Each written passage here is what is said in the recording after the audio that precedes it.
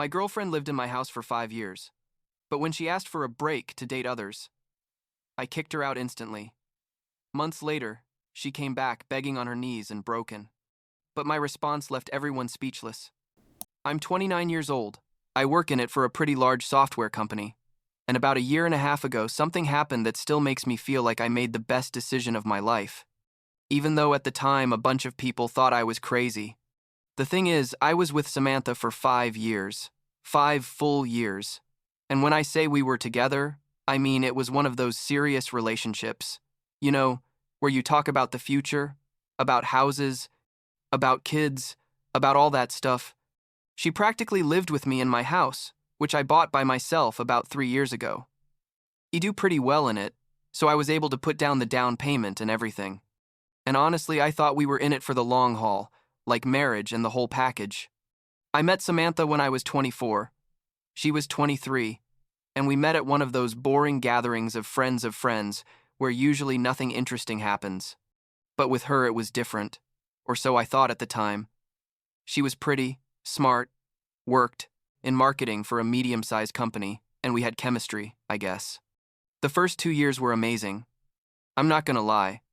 We traveled quite a bit, went out all the time, had that perfect couple vibe that all our friends envied. Isaac, my best friend since college, always said we were goals or whatever you call that.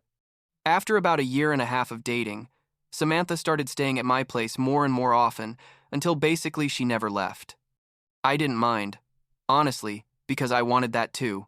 Felt like it was the natural next step. My house isn't anything fancy, but it's mine. It's a 2-story townhouse in a decent neighborhood, with 3 bedrooms, 2 bathrooms, a kitchen I remodeled the year before I met Samantha, and a small backyard where I'd sometimes barbecue with friends. Samantha brought all her stuff little by little. Her plants, which I hated watering, but whatever. Her clothes that took up like 70% of the closet. Her beauty products that filled the entire percent bathroom. You know, the normal stuff when you live with someone. I was happy with that. Thought it was what I wanted, that we were building something together. My sister, who lives like 2 hours away with her husband and 2 kids, visited often and always liked Samantha, said we made a good couple and that I seemed happy. My parents liked her too, though they live in another state so we didn't see them as much, but when they came they always asked about her and all that. Things started getting weird around year 4 of the relationship. Looking back, I should have seen it coming, but I guess you never want to admit something's wrong. Samantha started going out more with her friends, which is fine. I'm not one of those controlling boyfriends or anything, but it was like 3 or 4 times a week and she'd always come home late. Sometimes at 2 or 3 in the morning. When I'd ask her where she'd been, she'd just say some bar or at some friend's house. And I didn't push much because I trusted her. She also started being glued to her phone all the time, smiling while typing messages, putting it face down when I'd walk by. Those kinds of things that now I know are giant red flags, but at the time I just thought I was being paranoid. So we get to the dinner, the famous dinner that basically changed everything. It was a normal Tuesday. I remember it was Tuesday because Tuesdays we always ordered Thai food from this place we loved near the house. And we were sitting in the dining room eating pad thai and curry when Samantha dropped the bomb. She said, "I need to talk to you about something important." And I thought we were finally going to talk about engagement or marriage, because we'd been together 5 years already and several of our friends were getting married. But no. Instead, she told me, "I think I need a break. I need time to find myself and figure out what I want in life." Just like that, verbatim. Like it was a script from a bad Netflix movie. I sat there, staring at her with my fork in my hand, thinking, seriously? After 5 years? Find yourself? I asked her what exactly that meant. A break. Because to me, that word has always been code for, I want to date other people, but keep you as a plan B, just in case. And she started with the whole story about how it wasn't that she just needed space, that she loved me, but felt like she'd lost herself in the relationship, that she needed time for herself. I'm not stupid. I work in it and analyze problems all day. So I told her straight up, okay, you want a break, but then you can't keep living here in my house. If you need space, you need real space. Not space, but with all the benefits of living in my house without paying rent. Samantha went quiet. I think she wasn't expecting that response. She probably thought I was going to beg her or try to convince her to stay, but honestly, in that moment, something clicked in my head, and I realized I wasn't going to be the idiot who waits while she goes out exploring options. I told her, if you want a break, fine. It's your decision, and I respect it. But you can't have both things. You can't have your freedom and keep enjoying my house, my company when it suits you, the stability I give you. So if this is really what you want, you have to pack your stuff and move out. She started crying, said I was being too harsh, that it didn't have to be so extreme, that we could handle it another way. But I held my ground, told her she had a week to get all her stuff out of my house. Samantha kept sleeping in the guest bedroom, and I in mine, and she tried to act like everything was normal during the day, like, good morning, what are you doing today? Those kinds of superficial conversations. But I had already mentally closed that chapter. Isaac came over about 3 days after the dinner. I'd told him everything, obviously, because he's my best friend. And he said I was doing the right thing, that I couldn't let her treat me like an option. He helped me stay firm because there were moments where Samantha tried to flirt or be affectionate like before, and part of me, the stupid part, wanted to give in. But I didn't. On the 5th day, Samantha finally started packing for real. She brought boxes, put in her clothes, her shoes that she had like 100 pairs scattered all over the house, her bathroom products, her plants, her books, everything. She called her sister to help her with the bigger stuff and to let her stay at her apartment temporarily. I remember being in the living room watching her take boxes out to her car and thinking, this is surreal. 5 years, and it ends like this. Samantha's sister looked at me like I was the villain, but I didn't care. She didn't know the whole story, and it wasn't my problem to explain it to her either. The day she finally left. Around the 7th day, Samantha made one last attempt to talk to me. She was standing at the door with the last box in her hands and said, "Are you sure about this? Can't we just take some time but stay in touch?" And I told her no, that she had asked for a break, and that was exactly what she was going to get. A complete break. No texts, no calls, nothing.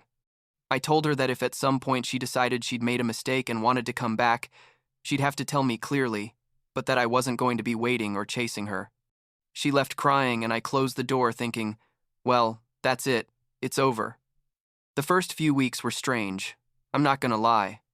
The house felt empty without her stuff, without her presence, without the constant noise she always made with her work calls or her conversations with friends. But it also felt liberating in a weird way. I didn't have to think about plans I didn't want to do, didn't have to worry about whether she was upset about something, didn't have to deal with her mood swings or her dramas with her work friends. Isaac came over often, and we did bachelor things, like play video games until 3 in the morning or order pizza at 11 at night without anyone judging us. My sister called me about a week and a half after Samantha left and asked how I was doing. I told her surprisingly well, and she said she was proud of me for not letting myself get walked all over. But then the reports started coming in. Because we live in a not-so-big area, and people talk. Martha, my next-door neighbor, who's super nosy but in a good way because she always lets me know about important stuff, told me she'd seen Samantha at a restaurant with a guy who was definitely not me. Then Isaac heard from a mutual friend that Samantha was actively on Tinder. Another friend told me he saw her at a downtown bar with a different guy. And I thought, okay, she wanted to find herself. I guess that includes going out with a bunch of different guys, not my problem anymore. It didn't hurt as much as I thought it would. I think I'd already mentally processed the breakup when I told her to leave my house. About 3 weeks after we split up, I got a message from Samantha.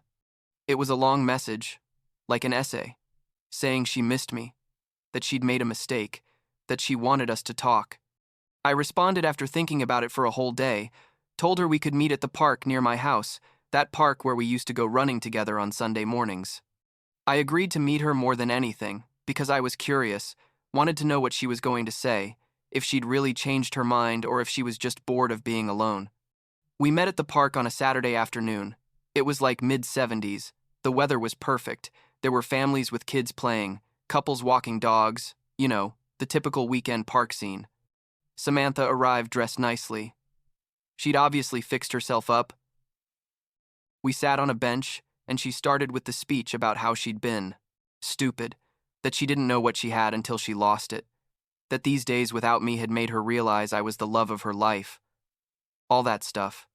I asked her directly if she'd been going out with other guys, and she got defensive, said that wasn't relevant, that we were on a break, so technically she hadn't done anything wrong. And that's when everything clicked in my head definitively.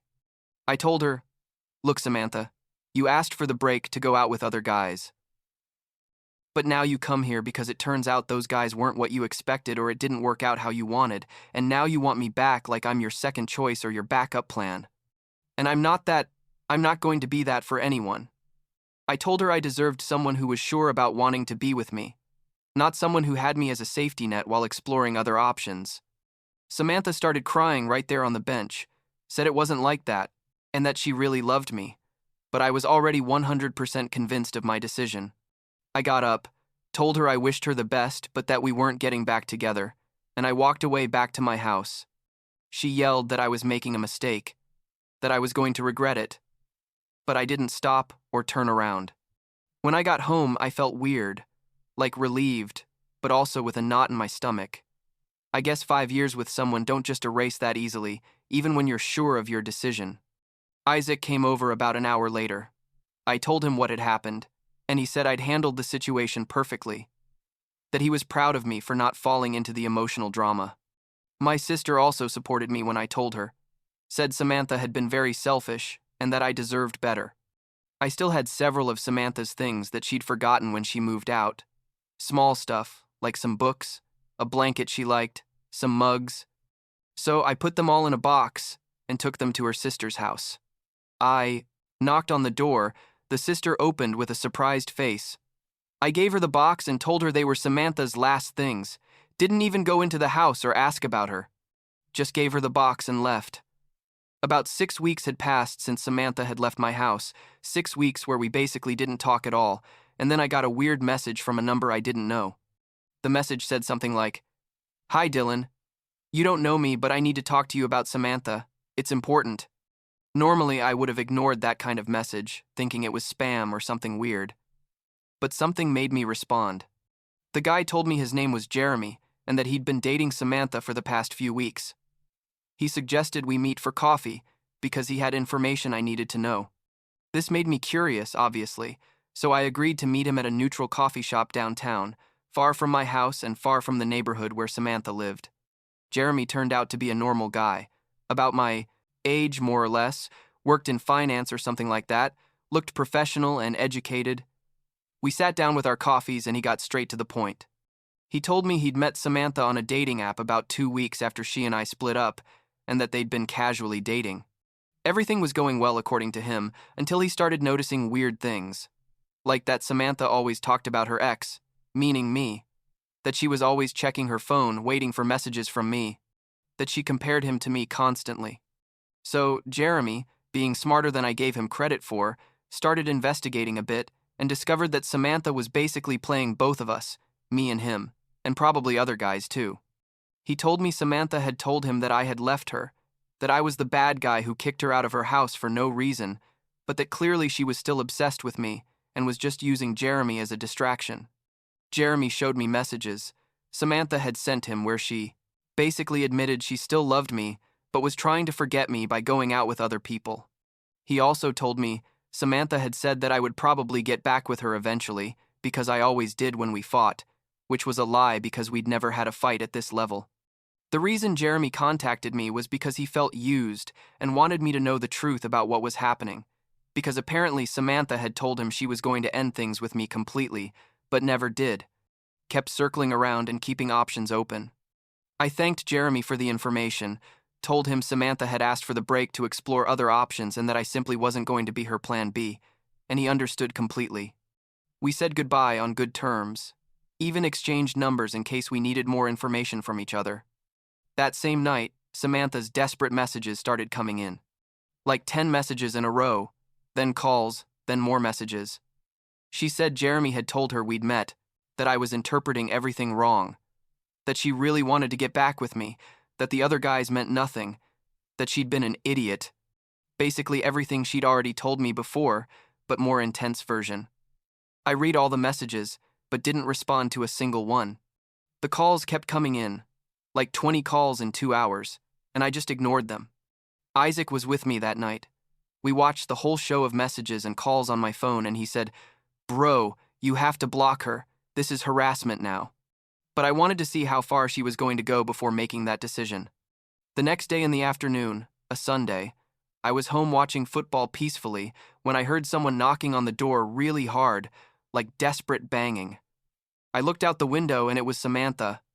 I opened the door and there she was, crying uncontrollably, face red and swollen, makeup running, looking honestly destroyed. She started talking frantically, saying she needed us to talk, that she'd been the world's biggest idiot, that I was the love of her life, that she'd do anything for another chance, that she was going to change, that she'd learned her lesson. She literally got on her knees at my entrance, crying and begging, and some neighbors were looking out their windows because Samantha wasn't being exactly discreet. I just stood there looking at her and honestly felt nothing, not pity or anger or sadness, just a kind of emptiness or indifference.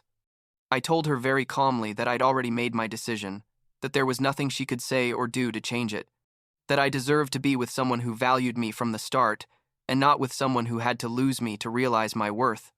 I told her I hoped she learned from this for her future relationships, but that with me, there was no future. Samantha kept crying and saying, "No, please, give me a chance." But I simply said no, went into my house and closed the door. I heard her keep knocking for about 5 more minutes, but eventually she left. After that, I finally blocked her from everything. Phone, social media, email, everything. I told my friends and family to please not pass me information about her because I wasn't interested. I focused on myself, on my work, on my hobbies, on going out with friends, on enjoying my house and my space without drama. I started going to the gym more often. Picked up guitar classes again that I dropped when I was with Samantha because she said it made too much noise. Planned a trip to Europe with Isaac for the following summer. Basically reclaimed my life. And it felt incredible, honestly, like I'd lifted a giant weight off my shoulders. At work, I started getting better evaluations because I was more focused. They gave me a raise about 3 months after I split up with Samantha and offered me to lead a new project that was pretty important for the company. My house became my sanctuary. I'd invite friends over on weekends, barbecue, play poker, watch games, all. Those things. I hadn't done much when I was with Samantha because she always wanted to do other things. My sister visited with her kids and told me I looked happier and more relaxed than she'd seen me in years. I even started casually dating some girls.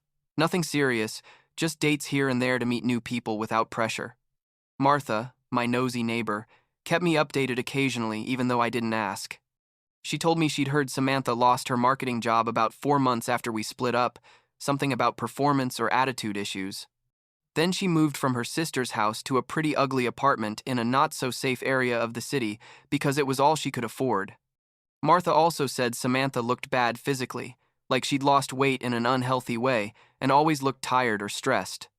Honestly, when Martha told me these things, I just thought, it's sad, but it's not my problem. She made her choices, and I made mine. Now, about 1.5 years after all that drama, I'm in a completely different place in my life. I met someone new about 6 months ago. Her name's Andrea. She works in education as a middle school teacher, and she's completely different from Samantha. Andrea is confident, knows what she wants, doesn't play mind games, and values me without having to lose me first. We're taking things slow, but it's going really well. I still live in my house, but now it feels like it's really mine, not like a shared space with someone who didn't appreciate me. My career is better than ever. My relationships with family and friends are stronger, and I feel more confident in myself than ever. Every now and then I think about Samantha and those 5 years we were together, and I don't feel resentment or hate, just a kind of indifference, mixed with gratitude that things ended when they ended. Because if I had given in, if I'd taken her back when she came begging, I'd be trapped in a relationship with someone who saw me as an option and not as a priority. And the truth is, I learned something super valuable from that whole experience. I learned that knowing your worth and maintaining your boundaries isn't being harsh or cruel. It's simply respecting yourself. I learned that sometimes the person you love isn't the right person for you, and that it's okay to let them go even if it hurts or even if others think you're being extreme. Sometimes I wonder how things turned out for Samantha after everything. If she learned anything from the experience, or if she's still repeating the same patterns with other people. But honestly, it's not something that keeps me up at night. I made the right decision for me at that moment, and I don't regret anything. If I could give advice to anyone going through something similar, it would be this. Don't settle for being anyone's plan B.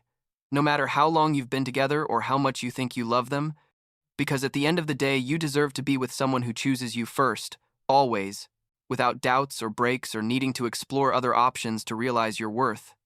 Life goes on, things get better, and sometimes the best thing you can do is firmly close a door, even if it costs you, because that's what opens up space for better things to come in. And that's basically what happened to me. I closed that door with Samantha, and my life improved in every possible way. Not all endings are happy in the traditional sense, but this ending was the right one for me, and I'm sticking with that.